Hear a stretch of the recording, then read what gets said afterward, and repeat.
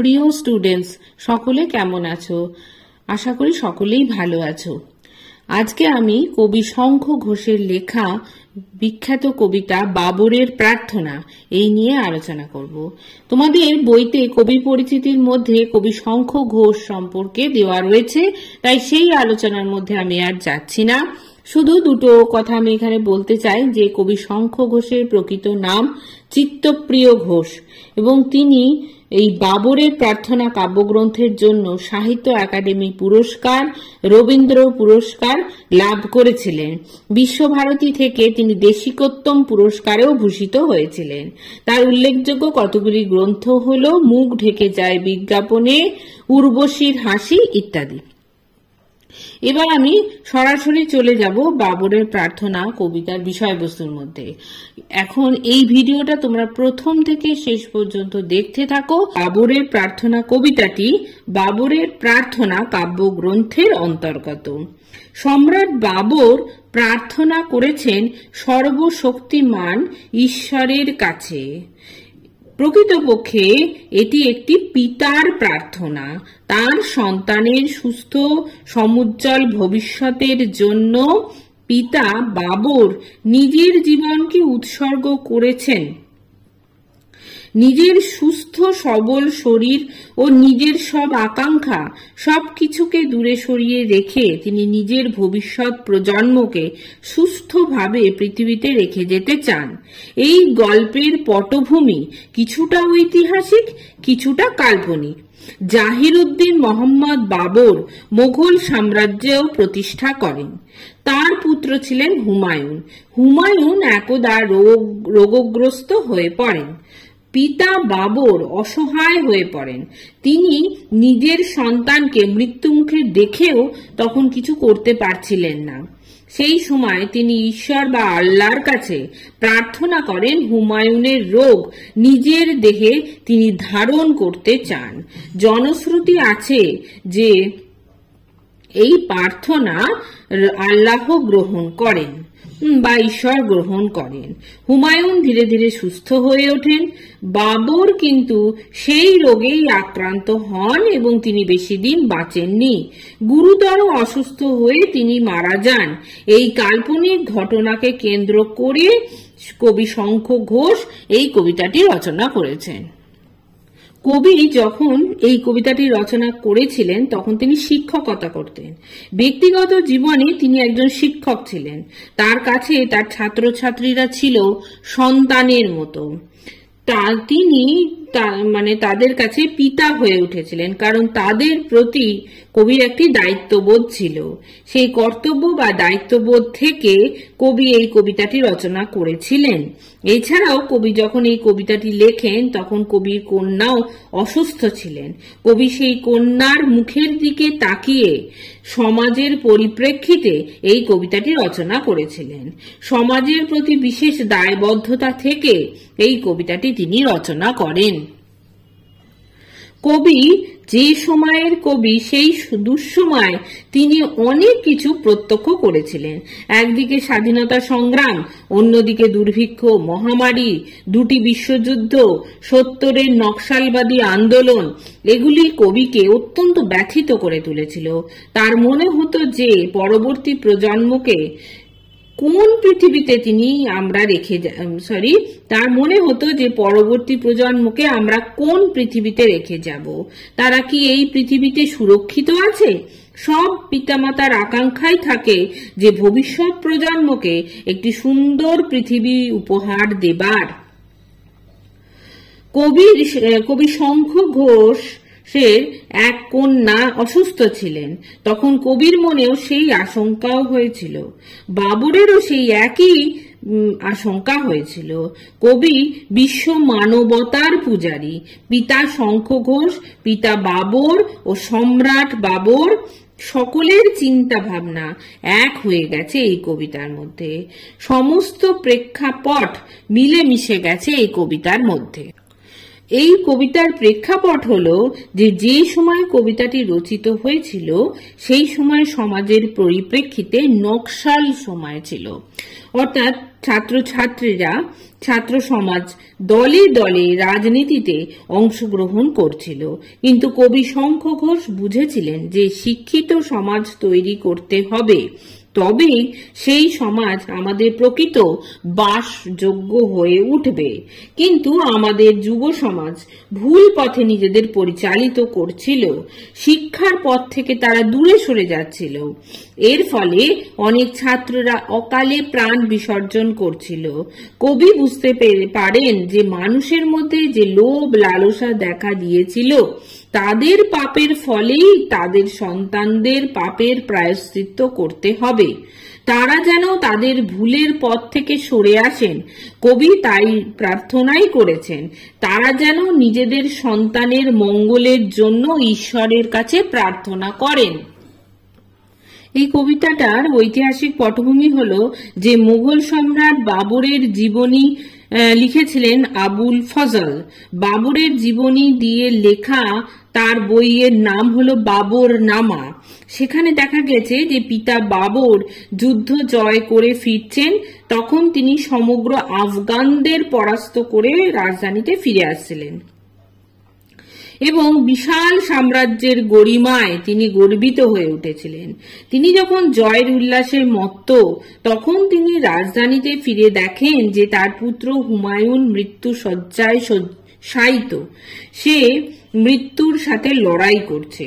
সেই দৃশ্য দেখে বাবর উপলব্ধি করেন যে তার পাপের ফলে তার পুত্রের এই দুরবস্থা হয়েছে। বাবর যখন যুদ্ধ জয় করেন, তখন বহু নিরপরাধ মানুষকে প্রাণ হারাতে হয়েছিল তার হাতে।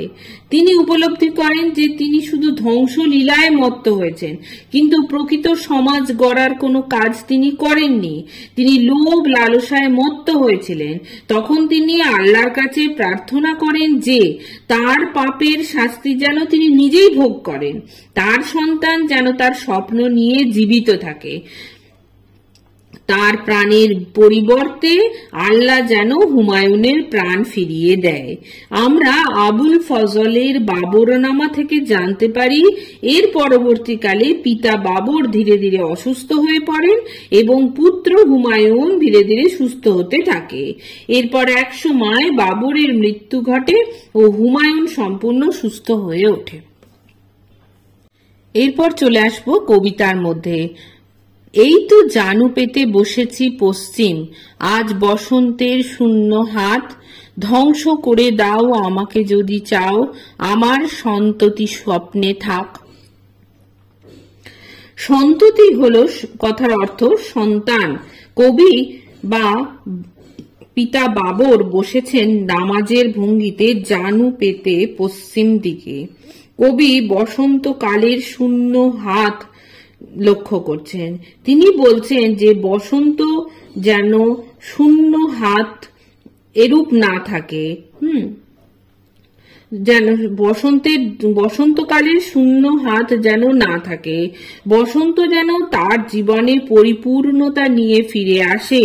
তিনি সর্বশক্তিমান ঈশ্বরকে বলেছেন যে তুমি যদি কাউকে ধ্বংস করতে চাও তো আমাকে ধ্বংস করে দাও।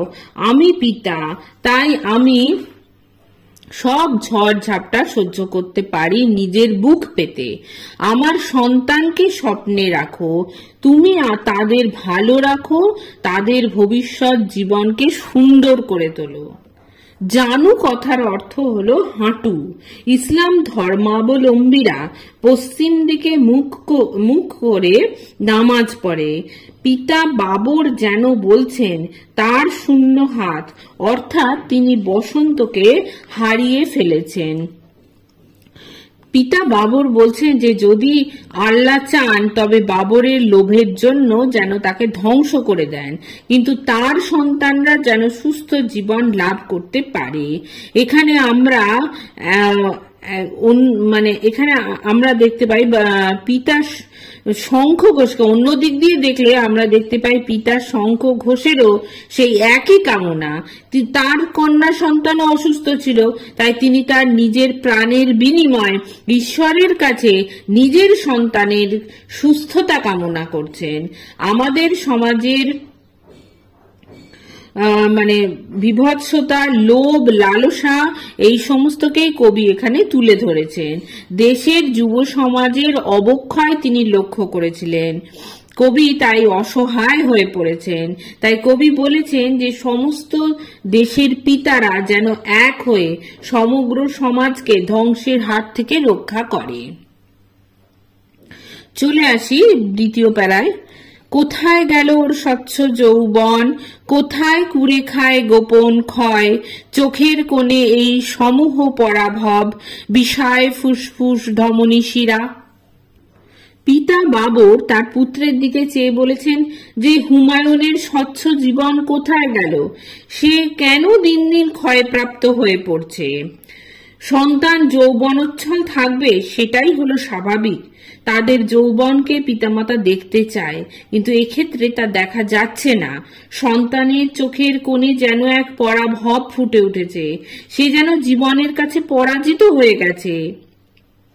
সে কেন দিন দিন রোগগ্রস্ত হয়ে যাচ্ছে। তার অসুস্থ চোখ, তার দেহকে রোগ যেন গ্রাস করেছে। কোনো স্বপ্ন সে আর সেই চোখে দেখতে পাচ্ছে না। তার ফুসফুস ধমনী শিরা ধীরে ধীরে বিষিয়ে যাচ্ছে, তার অঙ্গ প্রত্যঙ্গগুলি বিকল হয়ে যাচ্ছে। পিতা বাবর ভাবছেন যে যুবক হুমায়ুন কোথায় যেন হারিয়ে গেল। পুত্র হুমায়ুনের স্বচ্ছ যৌবন কোথায় হারিয়ে গেছে। তার যৌবনের উন্মত্ততা, যৌবনের চঞ্চলতা সব থেমে গিয়ে স্থবির হয়ে গেছে। পিতা বাবর অবাক হয়ে যাচ্ছেন হুমায়ুনের অসুস্থতা দেখে। কোন গোপন ক্ষয় হুমায়ুনকে ধ্বংসের দিকে নিয়ে যাচ্ছে। কবি বলেছেন পুত্রের চোখের কোণে যে কালিমা পড়েছে সেটা কি পিতার পরাভব। একজন সন্তান হলো পিতামাতার আত্মা। তাই একজন সন্তান যখন হারিয়ে যায় তখন পিতামাতার জীবনের আর কোনো মূল্য থাকে না। পুত্রের মৃত্যু যখন ঘনিয়ে এসেছে তখন পিতার পরাজয় প্রকাশ পাচ্ছে। বাবর যেন দেখতে পাচ্ছেন তার পাপের ফল তার পুত্র ভোগ করছে। তিনি যেন অন্যায় করেছেন, তিনি যে সমস্ত অন্যায়গুলো করেছেন সেই বিষ আজ পুত্রের ধমনীর মধ্যে দিয়ে প্রবাহিত হচ্ছে। সেই বিষ পুত্রের শরীরকে কুড়ে কুড়ে খাচ্ছে। সেই সঙ্গে কবি সমাজের দিকে, পাঠক সমাজকে দৃষ্টি নিক্ষেপ করতে বলেছেন। কবি সচেতন করতে চান বর্তমান সমাজকে। তিনি বর্তমান সমাজের পিতাদের বলতে চান তারা যেন তাদের পাপের থেকে দূরে সরে থাকে, দূরে সরে আসে, কারণ তাদের পাপের বোঝা বইতে হবে তাদের পরবর্তী প্রজন্মকে। চলে আসি থার্ড প্যারায়। জাগাও শহরের প্রান্তে প্রান্তরে, ধূসার শূন্যের আজান গান, পাথর করে দাও আমাকে নিশ্চল, আমার সন্ততি স্বপ্নে থাক। পিতা বাবর সকলকে বলেছেন যে শহরের প্রান্তে প্রান্তে ঈশ্বরের নাম গান জাগিয়ে তুলতে। আজান গান কথার অর্থ ঈশ্বরের নাম গান করা, আকুল হয়ে ঈশ্বরকে ডাকা, যাতে ঈশ্বরের করুণা লাভ করা যায়। তিনি বলছেন যে প্রয়োজনে আমাকে তুমি পাথর করে দাও, আমাকে তুমি নিশ্চল করে দাও, আমার প্রাণ শক্তিকে কেড়ে নাও। শহরের প্রান্তে প্রান্তে যেন ঈশ্বরের প্রতি প্রার্থনার বাতাবরণ তৈরি হয়। কবি তথা বাবর নিজেকে শেষ করে দিয়ে সন্তানকে স্বপ্নে রাখতে চান। তিনি সকলকে ঈশ্বরের নাম গান করতে বলেছেন। আজান শব্দের অর্থ ইসলাম ধর্মাবলম্বীদের প্রার্থনার এক সুর। কবি বলেছেন সমগ্র পিতারা তাদের সন্তানদের জন্য আজান গান গেয়ে উঠুক। সমগ্র পিতার হয়ে কবি একথা বলেছেন। পিতা বাবর বলেছেন যে তার পাপের জন্য স্থবির হয়ে তিনি যেন নিজেই স্থবির হয়ে যান, পাথর হয়ে যান, কিন্তু তাদের সন্তানরা যেন সুস্থভাবে বেঁচে থাকে। তেমনি আমাদের অবক্ষয়িত সমাজের পিতারা সমবেত কণ্ঠে যেন প্রার্থনা করে ঈশ্বরের কাছে। তবে যুব সমাজ সেই অবক্ষয়ের পথ থেকে নিজেদের সরিয়ে আনবে। তখন তারা পুনরায় সুস্থভাবে বেঁচে থাকতে পারবে। চলে আসি 4 নম্বর প্যারায়। নাকি এ শরীরের পাপের বীজাণুতে কোনোই ত্রাণ নেই ভবিষ্যের, আমারই বর্বর জয়ের উল্লাসে মৃত্যু ডেকে আনি নিজের ঘরে। এই প্যারাটার অর্থ হলো যে কবি এখানে বলতে চেয়েছেন যে পিতা বাবর আত্ম উপলব্ধি করেছেন। বাবরের মনে হয়েছে যে আমি কি এতই পাপ করেছি, সেই পাপের বীজাণুতে ভবিষ্যতের কোনো ত্রাণ নেই। এখানে বীজ যোগ অনু দুটো মিলিয়ে হচ্ছে বীজাণু। বিষ ফলে আমরা জানি যে বিষ ফল পুতলে বিষ গাছ হয়। আমার পাপের বীজ আমার পুত্রকে রোগগ্রস্ত করে তুলেছে। আমার পাপের শাস্তি কি আমার সন্ততি ভোগ করছে? এই প্রশ্নই তার মনে জাগছে। এর থেকে কি আমার সন্তানের কোনো মুক্তি নেই? বাঁচার কি অন্য কোনো রাস্তা নেই? আমি কি জয়ের উল্লাসে আমি যে জয়ের উল্লাসে মত্ত হয়েছি, প্রচুর মানুষকে ধ্বংস করেছি, একদা আমি বহু মানুষের মৃত্যুর কারণ হয়েছি, তাই কি সেই পাপে আমার নিজের ঘরেই মৃত্যু প্রবেশ করেছে? কর্মফল ভোগ করতে হচ্ছে আমার সন্তানদের। দেখো, জীবাণু কথার অর্থ হলো ব্যাকটেরিয়া, যা রোগ বহন করে, কিন্তু কবি এখানে বলেছেন বীজাণু। অর্থাৎ পিতা বাবর বলেছেন যে যে পাপ তিনি করেছেন সেই পাপের বীজ তার ছেলেকে মৃত্যু পথযাত্রী করে তুলেছে। তার পাপের ফলে কি ঈশ্বর তার প্রতি বিরূপ হয়েছেন? তিনি কি ভবিষ্যতের প্রজন্মকে সুস্থভাবে বাঁচিয়ে রাখতে পারবেন না? সেই সঙ্গে কবি বলতে চেয়েছেন যে সমাজের সচেতন সকল পিতার লোভ লালসার ফলে তাদের সন্তানদের ভবিষ্যৎ যেন নষ্ট না হয়ে যায়, তারা যেন বর্তমান যুব সমাজকে রক্ষা করার কাজে ব্রতী হন। চলে আসি পরের প্যারাতে। নাকি এ প্রাসাদের আলোর ঝলসানি পুড়িয়ে দেয় সব হৃদয় হার, এবং শরীরের ভিতরে বাসা গড়ে লক্ষ নির্বোধ পতঙ্গের। পিতা বাবর মনে করছেন যে আমার পাপের ফলে যে সম্পদ আমি গড়ে তুলেছি, বা এই যে আমার সম্পদে গড়া প্রাসাদ, সেই আলোর ঝলকানি আমার পুত্রের হৃদয় হারকে পুড়িয়ে দিচ্ছে। তার শরীরে বাসা বাঁধছে লক্ষ নির্বোধ পতঙ্গ, তার শরীরকে কুঁড়ে কুঁড়ে খাচ্ছে সেই পতঙ্গের দল। বাবর উপলব্ধি করেছেন যে তার এই সাম্রাজ্য সম্পদ কোনো কিছুই কাজে লাগবে না যদি তার সন্তান মৃত্যুমুখে পতিত হয়। তাই তার মনে এক অনুশোচনার সৃষ্টি হয়েছে। সেই পতঙ্গগুলিকে জীবাণু বা ভাইরাসের সাথে তুলনা করা হয়েছে। কবি বলেছেন তারাই তাকে মৃত্যুর দিকে ঠেলে দিচ্ছে। আফগানদের পরাজিত করার পর বাবর নিজের সাম্রাজ্যে ফিরে এসে সমস্ত সাম্রাজ্যকে আলোয় আলোকিত করে তুলেছিল। বিজয় উল্লাসে তিনি মত্ত হয়ে উঠেছিলেন, কিন্তু অপরদিকে কত পরাজিত মানুষের হাহাকার কান্না তিনি শুনতেই পাননি। তিনি ঈশ্বরের কাছে প্রশ্ন করেছেন যে সেই আলোর ঝলকানি কি আমার পুত্রের হাড়গুলিকে পুড়িয়ে দিচ্ছে? আমার শরীরে লোভের উন্মত্ত পতঙ্গ বাস করছিল, সে কি এখন আমার পুত্রের শরীরে বাসা বাঁধছে? তেমনি কবি তার ঈশ্বরের কাছে কবিও এই রকমই প্রশ্ন রেখেছেন ঈশ্বরের কাছে। কবি একজন পিতা হিসেবে প্রশ্ন রেখেছেন, এই সমাজের সকল পিতারা যে অন্যায় করছে, যে লোভ লালসা করছে, সেই সমস্ত কিছুর পাপের প্রায়শ্চিত্ত করছে কি আজকের যুব সমাজ? আমাদের ঘরের সন্তান সন্ততিরাই কি সেই সকল পাপের প্রায়শ্চিত্ত করছে? চলে আসি পরের প্যারাতে, শেষ প্যারা এটাই। আমারই হাতে এত দিয়েছ সম্ভার, জীর্ণ করে ওকে কোথায় নেবে? ধ্বংস করে দাও আমাকে ঈশ্বর, আমার সন্ততি স্বপ্নে থাক। কবি ঈশ্বরকে বলেছেন আমার হাতে এত সম্পদ, অর্থ দিয়েছো, এর পরিবর্তে আমার সন্তানকে কেড়ে নিচ্ছ আমার থেকে। ধ্বংস করে কোথায় নেবে তুমি ওকে? তার থেকে বরং তুমি আমাকেই নিয়ে নাও, আমাকে ধ্বংস করে দাও, আমার অস্তিত্ব বিলুপ্ত করে দাও। সে আমার ভবিষ্যৎ প্রজন্ম, তার মৃত্যু কবি কখনো দেখতে পারবে না। ঈশ্বরের কাছে তিনি বলছেন যে আমার পাপের শাস্তি তুমি আমাকে দাও। ঈশ্বরের কাছে গভীর প্রার্থনা শুধু বাবরের নয়, সমস্ত পিতার, যে কোনো সচেতন নাগরিক বা মানুষের। তারা ভবিষ্যৎ প্রজন্মের মঙ্গল চায়।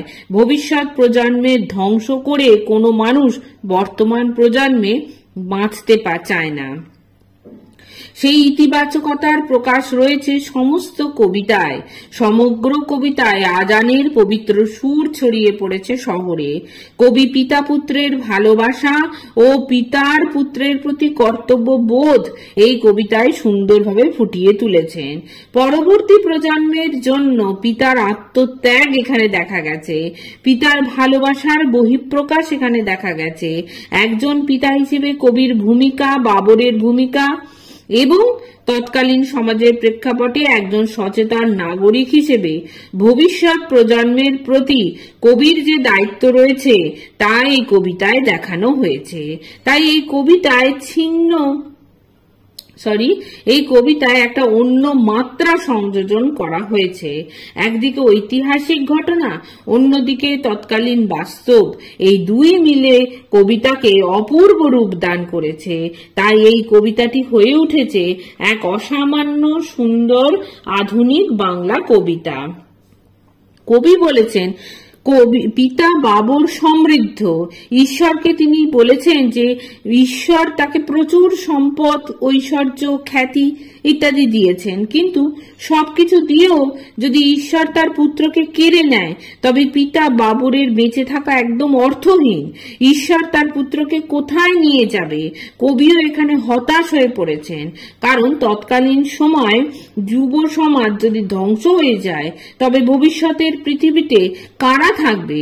কবি এখানে প্রার্থনা করেছেন পিতা বাবর বা পিতা কবি বা যে কোনো পিতা সকলের একই বক্তব্য, যে অবক্ষয়ের পথে বা ধ্বংসের পথে এই সমাজ দাঁড়িয়ে আছে সেখানে কবি একটাই প্রার্থনা করেছেন, আমাদের লোভ, লালসা, হিংসা সবকিছু ধ্বংস হয়ে যাক, তবেই সুন্দর পৃথিবী তথা সুন্দর সমাজ গড়ে উঠবে, যেখানে আমাদের ভবিষ্যৎ প্রজন্ম সুস্থভাবে বেঁচে থাকতে পারবে, তাদের স্বপ্ন বেঁচে থাকবে।